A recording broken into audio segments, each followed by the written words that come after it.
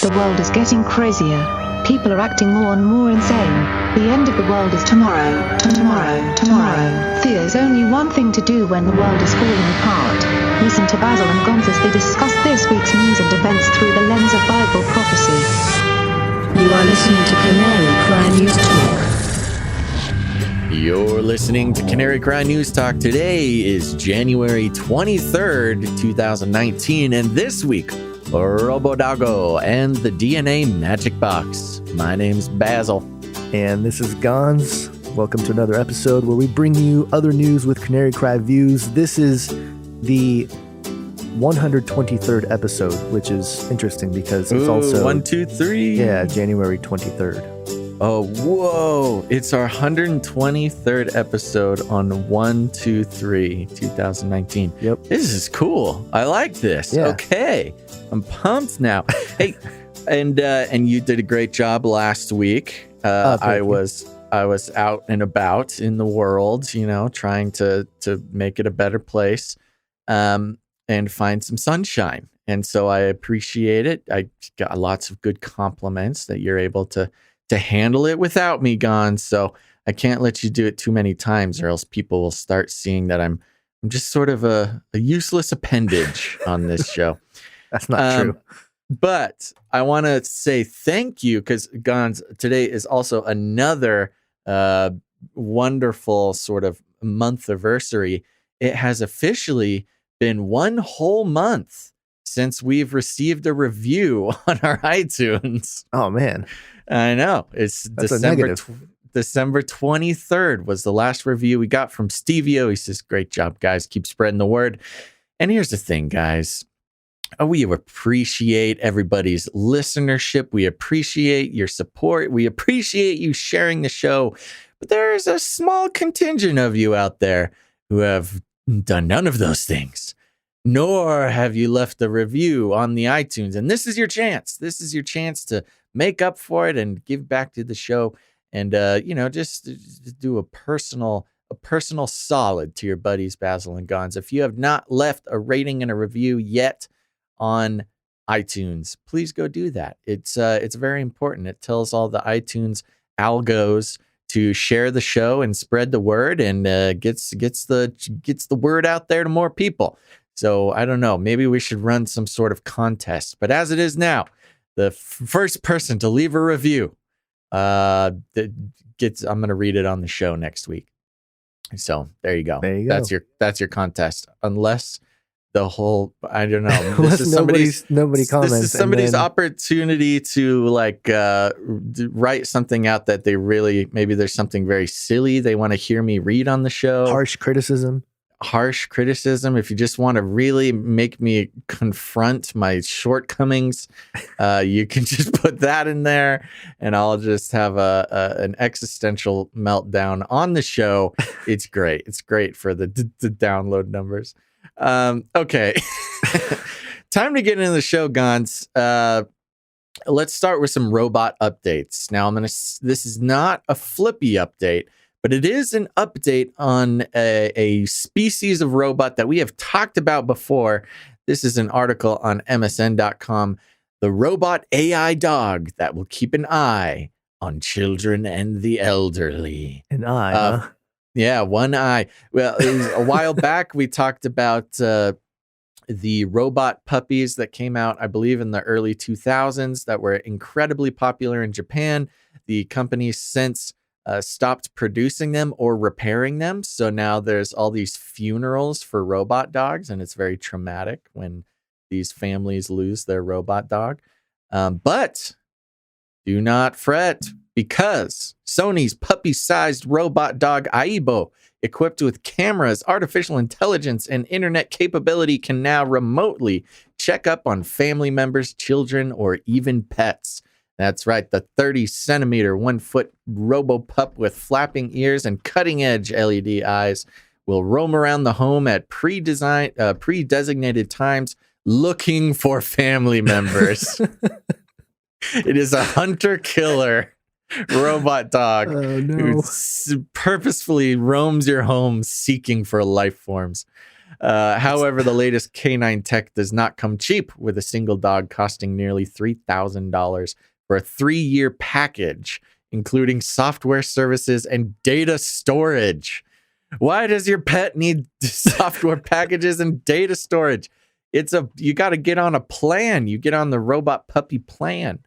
This is it. This is what we've been talking about. All the hyperbole that we spoke about the last robot dogs with is coming true.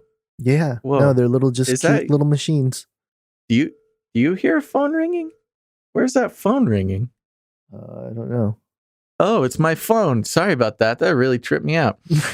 I had my headphones on. It was coming through the mic. It was very bizarre. Okay, so there you go. Yeah. Continuing on, the owner will receive progress reports via smartphone. Ooh. In the service offered from next month in conjunction with home security company Saycom. Quote, you'll be able to check how remote family members are doing or what children are doing when they get home, end quote. Project Chief Izumi Kawanishi told reporters at the Sony headquarters in Tokyo, quote, we aim to make you feel a bit more secure by living with Aibo and having fun, added Kawanishi. Having fun spying on your family members.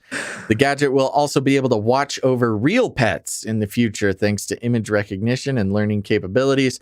The latest Aibo model, which can also display, quote, emotions, was released in January last year, and sales hit 20,000 in the first 6 months. 20,000. That's right. A lot of robot spy dogs going out there. That's a swarm of robot dog army. Oh it's my happening, goodness. Man. Oh no. The puppy-sized robot dog equipped with cameras, artificial intelligence, and internet capability can remotely check up on family members. This is terrifying. Oh, this is the one. This is the part I love. Will roam around the home at pre-designated times looking for family members. Where are you? Where are you, life forms? So there you go. For only $3,000, you can have this killer spy drone in your own home. Well, these guys are pretty cute, and they're cuddly and nice. But if we're talking about the beast system, speaking of the beast system, we always are. So continue. Yeah. So this is CNET.com. Scientists teach a robot dog to get back up after they kick it down. And about time. About time. The relationship between humans and dog-like robots seemingly follows this timeline. Humans make robotic dog creatures that can open doors. Humans antagonize robot dog creature by kicking them and knocking them over. Robot dog creatures rise up and enslave the humans. Yep, that's about how I would put it.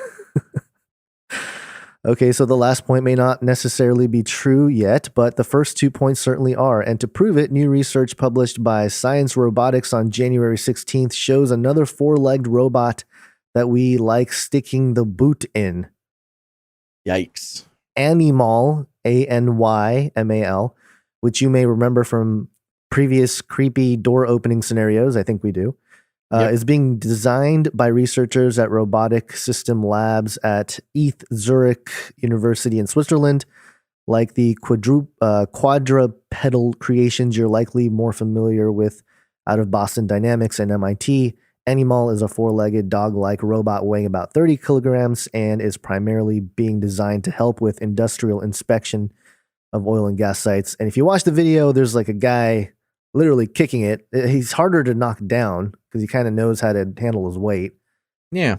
Well, this is an interesting one. We've seen the videos of these just terrifyingly agile robot creatures that are coming out of specifically Boston Dynamics and MIT. And this is the more interesting part of this article for me was talking about how they trained the robot dog to get up by itself without any assistance, even from like a completely inverted turtle on its back scenario. And it talks about, well, I'll just read it here. They're training Anymal in Animal. Muppets, anybody? Okay. They're training Anymal in complicated behaviors such as walking, running, and recovering from falls by using computer simulation data.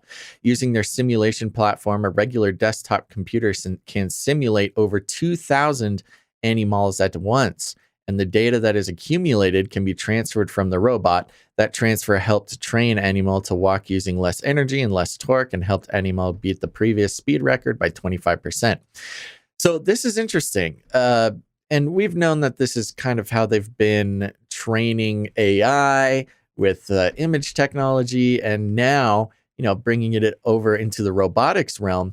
No longer do you really have to like put these machines through scenarios to teach them how to do it. You can just do it virtually. And the way they have it set up now is you can be training 2,000 versions of Animal at one time on a regular desktop computer. And so the impressive part about this is the speed at which they can train these robots to do things. It might not seem too spectacular, but when you think about it, before they were able to do this virtually and with artificial intelligence, a programmer would actually have to sit and calculate something out, then run tests, and then if it gets stuck in a position, if it gets stuck in a position where it's not programmed to get out of, then it can't do it. Yeah, and all variables of, you got chaos theory, the way things move in space and time. It can be seemingly completely random with an infinite number of equations. And no longer is that a problem for training these robots. Oh, they've got a hold of it now on their own machine learning little databases there, little data brains. And this article has fun with it, talking about, we're kicking these dogs all the time, trying to knock them over. And there's this little GIF about a Birkenstock-clad scientist kicking a robot in his sandals. I noticed that, the Birkenstocks. I haven't seen those in years. It's very funny. I mean, the movies paint scientists as these lab coat wearing, geniuses, but really they just wear cargo shorts and Birkenstocks and kick robots all day. The modern scientist, a glimpse into the modern science lab. Yeah, so it's very funny. But there you go. Soon, your robotic pet drone killer puppy that you've connected to Skynet to patrol your home for living beings will be able to handle any situation and will be unstoppable. Yeah, no, it's going to be a dog robot rebellion. That's how it's going to start. It's going to be great. That's how they'll get you, people. It's not Flippy that's going to get you. It's Ido. Yeah. Yeah. Well, there's another update here from Reuters. The headlines: Alibaba's new hotel runs on robot hospitality. It's mainly a video, and the reason why we bring up the video is because there is an appearance of Flippy. The video is about this hotel that's going to be, I believe, in China. It's already here, actually. It's a future hotel. It's up and running. Yeah, so it features humanless check-ins, facial scans, and voice-controlled rooms. E-commerce giant Alibaba has unveiled its first future hotel in China. And they sent Alibaba. That's like Amazon opening up a hotel. Exactly. I mean, this is where it's headed. This is where we're headed here with Amazon and all that stuff. But yeah, this is they sent a lady to go through and put their facial data into this database, and then she goes up to the door and the door unlocks, just scanning her face, and then she's talking to the robot inside, and there's robots everywhere. Basically, a completely automated hotel. Staffed almost entirely by robots. You do see some like cooks walking around. But the idea is that if you just despise human beings, you can go to this hotel and not have to deal with one. It's interesting because, we thought about playing the audio, and maybe if you have a piece of audio from it you want to play, we can do that. It's okay. But the report, it's this Australian woman who speaks Chinese pretty well. So she's able to interact with the voice activated robots. This is obviously like a native ad. Like this is supposed to be an advertisement hidden as a news report. Of course, through Reuters too. Yeah. Yeah. Right. And she even says in there, like, it's a little creepy. You don't really see a lot of human beings. You're kind of just alone surrounded by automated robot systems. And they actually have these pods that roam around. They like get on elevators and they're just they're kind little, of cruising down. Yeah, they're like little service robots that you can ask to bring you food and stuff. It's very interesting. I mean, it's very Star Warsy. You know, when you're like when they're walking down the hallways of the Death Star, and there's seems to be like a whole ecosystem of robots rolling around the hallways, and they're the only humans there. That's kind of what it feels like to be in this hotel. But more exciting than anything, Gons. This is what got us. Of Flippy. Yes, we had a cameo. Flippy has a job there at the Alibaba Hotel. He's a bartender. Yep. And they got a couple shots in there of Flippy shaking up a martini and doing stuff like that. They didn't really give him the credit he's due. But yeah, Flippy finally found a stable gig over in China there. He got out of the factory. He got away from the deep fryer, and now he's a classy bartender. You can look at it. You can look at it two ways too. One way is that, or the other way is the Chinese have enslaved Flippy. Yeah, they probably made him an offer that he couldn't refuse. It's probably true. And other robot friends too. You know, like these are your peoples. Yeah, you know, now Flippy has some other robot friends to hang out with, and he can just make drinks. I wonder if bartender Flippy will have the same sort of skill. You know, that's the thing. This hotel really is made for people who hate humans, because the whole point about a hotel bartender is when you're there, you're lonely, you're on a work trip, you got nobody to talk to, you go down to the hotel bar and you order a drink and you just bore the bartender's ear off while he gives you wise sage advice. But not so with Flippy. He just does the work. He's a quiet friend. Okay, moving on. What do you got? Let's see. This is just the last update before we get into presumably our main story. But Fox a lot News, of updates, big updates. Yeah, a lot of updates happening. This just happened, but it's kind of an older story.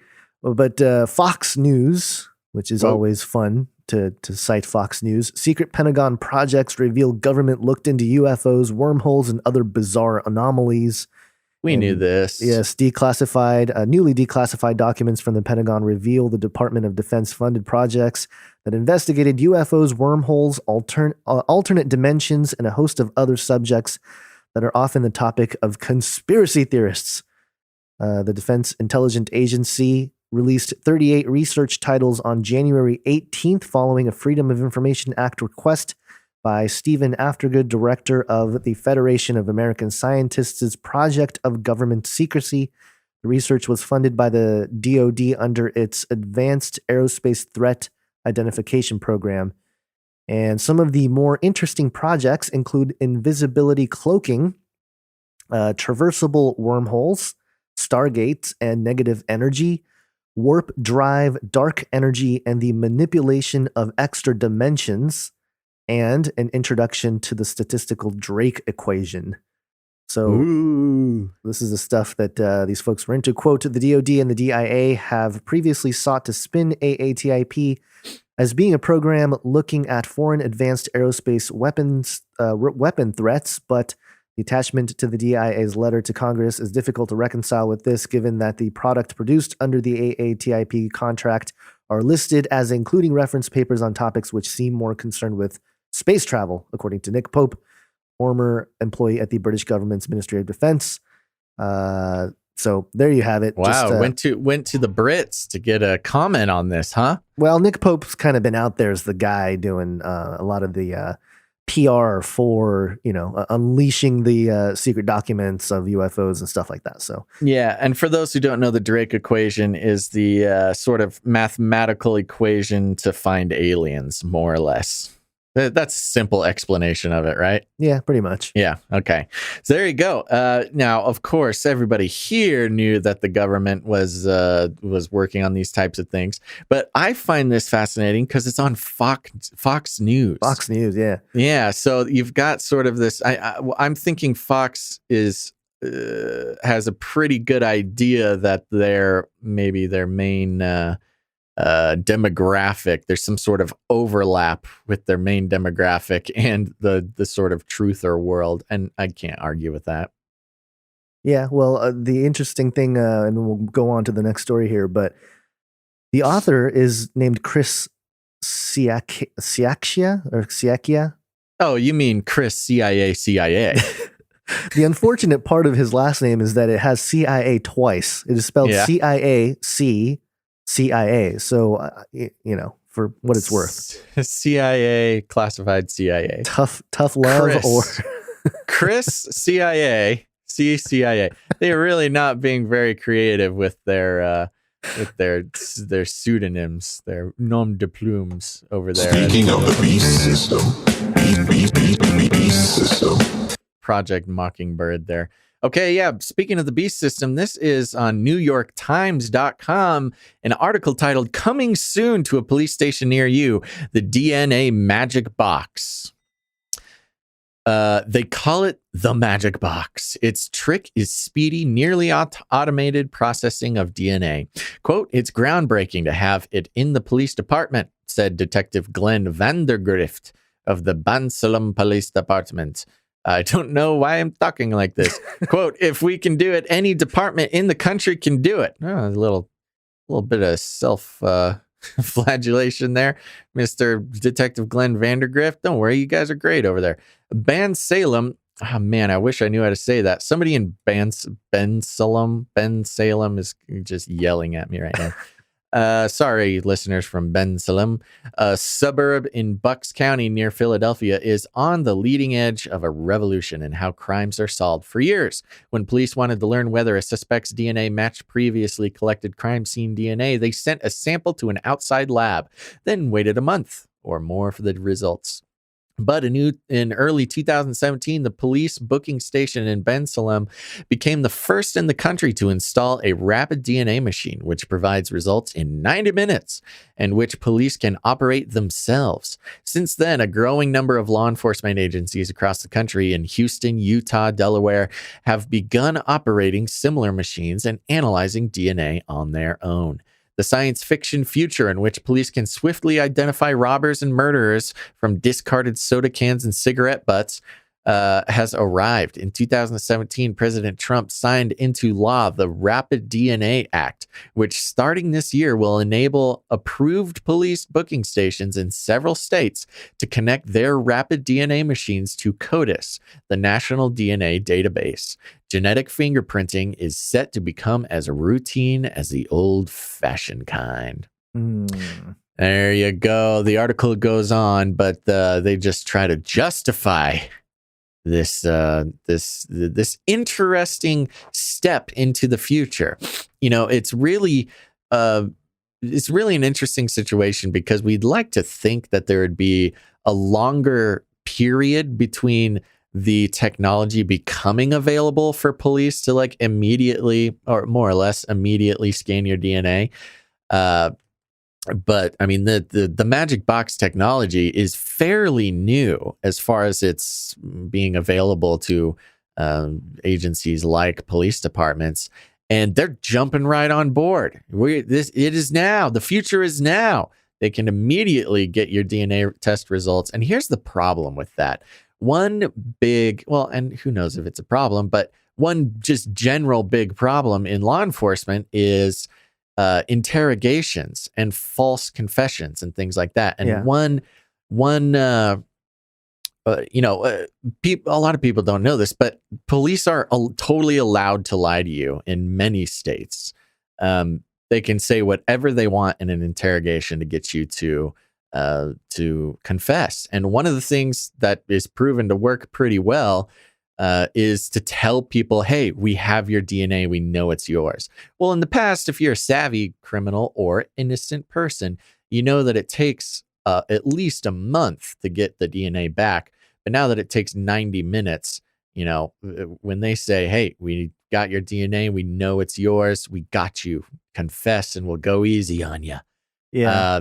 I have a fear that this will result in a lot more innocent people confessing, which is a weird phenomenon. And I don't know, that might be something interesting to go into the future, but false confessions are like crazy common. And it's just a matter of putting a person in a small room for 9 hours, shining a light in their face and threatening them for 9 hours. Right. Yeah. You can pretty much get somebody to say anything. Yeah. No, there's a section of the article here that talks about how some other law enforcement officials have used it for benefit. And interestingly enough, here it says members of the rapid DNA team in the Orange County, California District Attorney's Office said that some robbers were identified so quickly that they were caught still holding stolen goods. So there's there's a positive use case. But I mean, I can't deny the positives of that. Although, but if you take all the positives that the future promises, you're really going to get yourself in trouble. Yeah, and the article does address that. It says, but already many legal experts and scientists are troubled by the way the technology is being used as police agencies build out their local DNA databases. They are collecting DNA not only from people who have been charged with major crimes, but also increasingly from people who are merely deemed suspicious, permanently linking their genetic identities to criminal databases. And that's the other thing. It's like, just because if you're brought in for something, even if it's wrong, and the false confession part, but also even if they let you go, your DNA is in the system. So it's like, man, this is keep your noses clean, everybody. Keep your noses clean and don't associate with criminals. Okay, so there you go. We're going to be continuing to track that situation as it goes in the. Well, one more thing from the article as sort of a public service announcement. To collect DNA, police in Pennsylvania must obtain consent from people under arrest. There you go. So there consent, you go. People. That's the name of the game in Pennsylvania. Yeah. All right, Gons. You got a real quick Nephilim update for us? Hit us with that jingle. Nephilim update. Nephilim update. Nephilim update. Uh-oh, time to fact check. Snopes.com. Giant human skeleton photographs. Photographs capture the archaeological discovery of skeletal remains of giant humanoids. Their rating... Seen them on Facebook. Their rating is false. No way. Snopes. Snopes. They talk about the collection of photographs of reported giant humanoids dubbed Canaan or Nephilim skeletons. They go as far back as 2004. Yeah, and of course, the ones he picks are all the obvious hoaxes, the ones that we've all in the community have been like, yeah, these are obviously hoaxes. We know that. But the obvious point being that it doesn't dismiss the reality of the situation just because these photos are fake. Right. But yeah, that's the overall conclusion here. But Snopes doing their business. Snopes says it. Yep, Snopes. It must be true. And the majority of their thing here is quoting some kind of thread on a video or some photograph somewhere. Sounds good work. Sounds legit. Good work, Snopes. Come on, somebody still needs to make the Snopes for Snopes. We can't be thinking of all these good ideas. Snopes for Snopes. Okay, everybody, that's it for this week. Now, remember, over on patreon.com/CCNT, we have extended reports. We've got a ton of them, and there's another one coming out this week. If you just can't stand only having 29 minutes of Canary Cry News Talk in your ears this week, head over to patreon.com/CCNT. You can get access to all sorts of cool rewards, including extended reports, Discord channels, all sorts of fun stuff. And you will be helping to keep this show going. We're entirely listener supported, and we will not continue. We will fall into the abyss of lost podcasts if it weren't for our very gracious and generous donors, but patrons over there at patreon.com/CCNT. And remember to leave a rating and a review. I understand financial support is not your thing. That's okay. Head over to iTunes, leave a rating and a review. It's been 1 month since we've had any review. It's very sad. So leave a review, and I will say I will read the first person's, and then I will read whoever the next best one is. I'll choose one for me. So go do that. iTunes, Stitcher, wherever you're at, go do that. Okay, everybody. Thanks for listening to this episode of Canary Cry News Talk. Go out there, tell your friends, rattle some cages. I will want to shake things up, stir up some controversy, rattle a few cages. Hey, stop that! You'll never silence me. I'm the last angry man, a crusader for the little guy. Leave the bird alone. Never. Rattle a few cages. Rattle a few cages. That's right. Thanks for listening to this episode of Canary Cry News Talk. Make sure to tune in next time. But until then, think outside the cage.